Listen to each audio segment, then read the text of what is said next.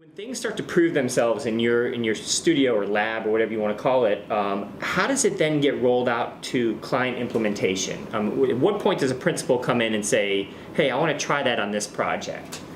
Does that happen, or? Yeah, no, that's a good question.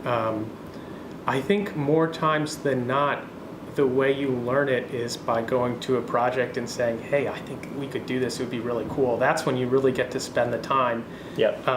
And say, and then we do it for one project. Yep. This would be a good project for this. I think I can make this work. Gotcha. Give me a couple days. Let me see if I can figure this out. And then it works for that project, and then we tell that story and we say, "Hey, we did for this project and this worked great. We should do it again." Or this didn't work that well. I think we could improve it. Yep. Here's how I think we could improve it next time. So how much of your time would you say is the architecture practice, and how much of your time would you say is the technology experimentation?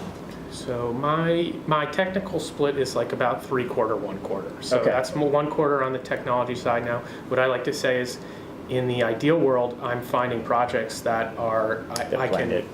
So Yep, then I'm makes sense. working on cool stuff, and we're getting to use the latest technology. Yeah.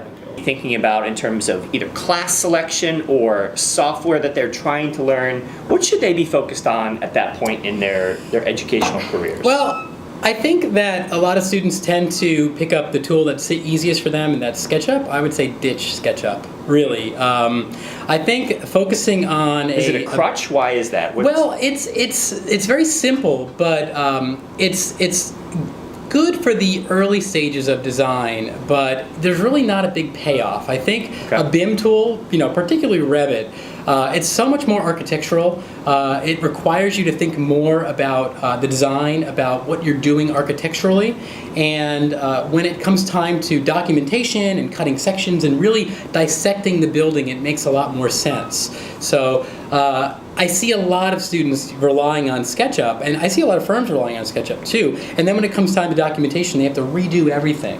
Sure. So I think that BIM and what we'll talk about maybe later, design computation, these are two really, really, really big hot topics in the industry.